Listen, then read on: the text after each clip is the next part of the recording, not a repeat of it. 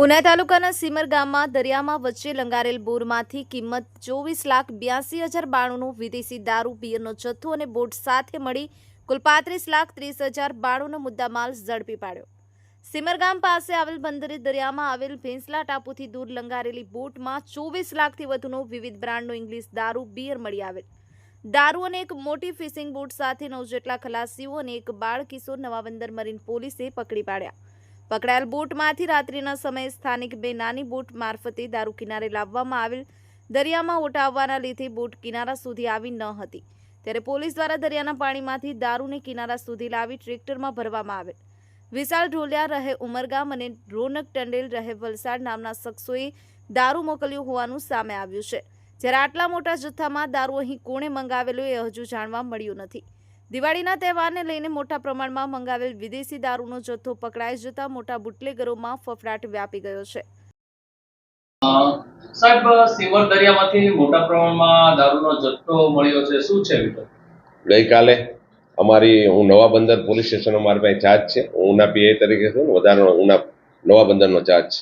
એ નવા બંદરની પોલીસ સ્ટેશનથી પેટ્રોલિંગમાં અમે હતા સીમર બાજુ, ત્યાં અમારા ડી સ્ટાફના માણસોને બાતમી મળેલી કે ભાઈ દરિયામાં દારૂની બોટ છે, એ બાતમી છે પ્રાથમિક લેવલની, ખરેખર બાતમી છે તો પણ ડી સ્ટાફ અને બીજા માણસોથી અમે ખરાઈ કરાવી ખરેખર શું છે હકીકત, વોચ રાખો ને જાણો। પછી અમને પરફેક્ટ બાતમી મળી કે ભાઈ દરિયાની અંદર ઇંગ્લિશ દારૂ બોટમાં આવેલો છે। જે અનુસંધાનમાં અમારે ડી સ્ટાફના માણસો પોલીસની ટીમો બનાવી, જુદી જુદી ટીમો બનાવી, ખાનગી બોટવાળાનો સંપર્ક કર્યો અને આ અમારા સ્ટાફના ડી સ્ટાફના માણસો તથા ઓપી બીટના માણસો, હેડ કોન્સ્ટેબલ પાંચાભાઈ, પ્રદ્યુમનસિંહ, જીતેશભાઈ તથા મનુભાઈ વગેરે સ્ટાફના ખાનગી માણસોનો પણ સંપર્ક કરવો પડ્યો આમાં, કારણ કે અમારે દરિયાની અંદર જવાનું હતું।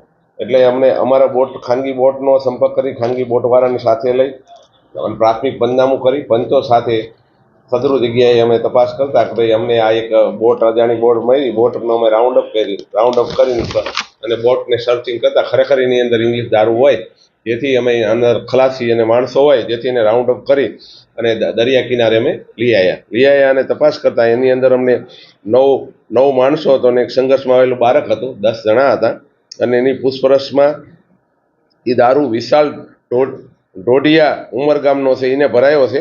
એની પૂછપરછમાં જે મેઇન જે અમને ટંડેલ છે વિશાલ મહેશ પટેલ, એને અમને પૂછપરછમાં કીધું અને આ બોટની અંદર ટોટલ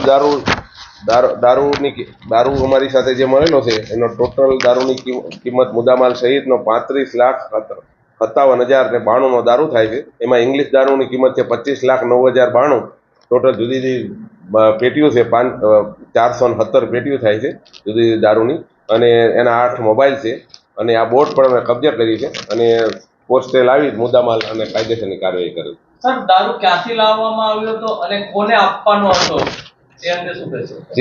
જે દારૂ છે ને અમને જે પૂછપરછ કરી મેઇન એક્યુઝ જે છે વિશાલ મહેશ પટેલ, એની પૂછપરછમાં એવું જણાવ્યું અમને કે વિશાલ ઢોડિયા ઉમરગામનો છે, એને દારૂ ભરાયો છે, અહીંયા રોનક ટંડેલ વલસાડનો છે, એને બે ભેગા થઈને મોબાઈલ નંબર પણ અમારી પાસે આવ્યા છે, એને અહીંયા ભરાયો છે અને અહીંયા ત્યાં દરિયા કિનારે સામો માણસ કોન્ટેક્ટ કરે એટલે એને દારૂ અહીંયા ઉતારવાનો હતો, કોઈએ કોન્ટેક્ટ કરેલો નહોતો એટલે દારૂ વિતરો નહોતો।